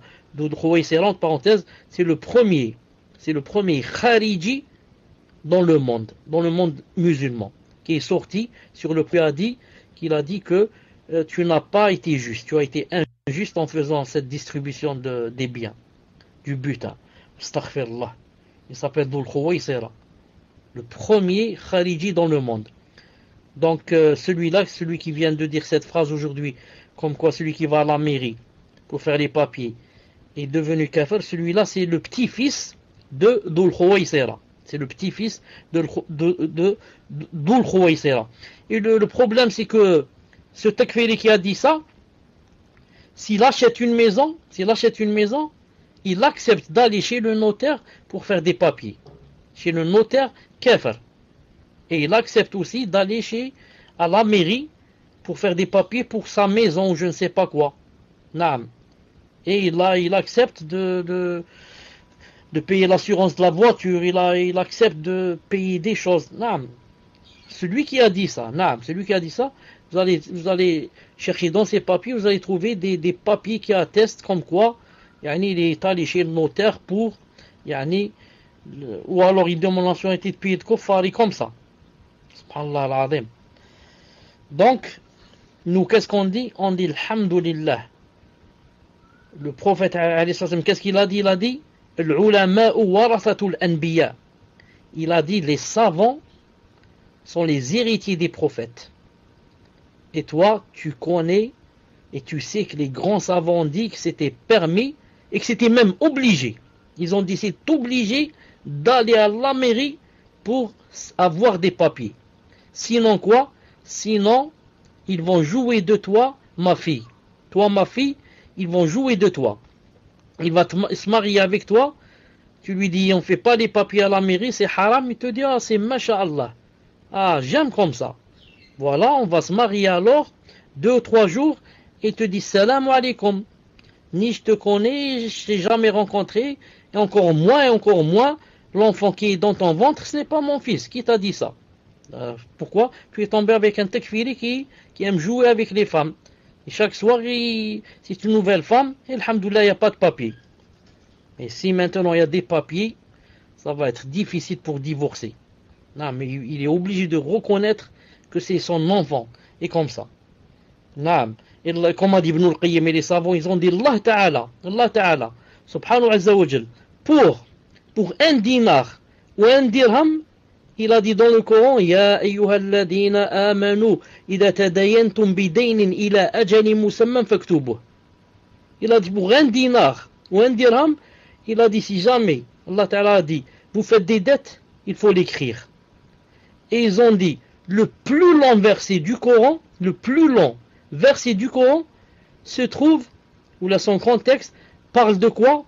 Parle de, il faut faire les papiers pour les dettes. C'est comme une devinette. Si on vous demande le plus long verset du Coran parle de quoi? Vous dites, il parle qu'il faut faire les papiers. Comment on dit ça en français? Tawtir. Il faut faire des papiers, c'est-à-dire il faut officialiser les choses pour les dettes. Alors, Ibn al-Qayyim, les savants ont dit, si c'est pour une dette d'un dinar, ou alors d'un dirham, il faut faire les papiers. Qu'en est-il pour une chose qui a rapport avec les parties intimes? Subhanallah al-Azim. Une femme, tu vas te marier avec elle, elle va te donner la chose la plus chère et la chose la plus délicate, la chose qui peut la faire entrer dans de grands problèmes avec les gens. Ils vont dire d'elle fornicatrice, ils vont dire ceci. Comment se fait-il qu'on ne fasse pas les papiers à cause de cette chose et qu'on doit faire les papiers à cause d'un dinar et d'un euro et de 20 euros et de 30 euros. 30 euros, on va faire les papiers. Et la chose intime a dit, on ne fait pas les papiers, on va vivre comme ça, en noir. Subhanallah al-Azim, subhanaka hada buhtanun azim. Ce qu'a dit ce takfiri, le petit-fils de Dhul Khuwaysira, il va payer cher Yom al-Qiyamah quand il va rencontrer Allah Azza wa Jal pour s'être égaré et vouloir égarer les autres. Pour s'être égaré, lui il est égaré et il veut égarer les autres. Que Allah Ta'ala nous préserve et nous apprenne notre religion. سبحانك اللهم وبحمدك أشهد أن لا إله إلا أنت أستغفرك وأتوب إليك. السلام عليكم ورحمة الله وبركاته. On va se rencontrer, Inch'Allah, le mercredi, بإذن الله تعالى.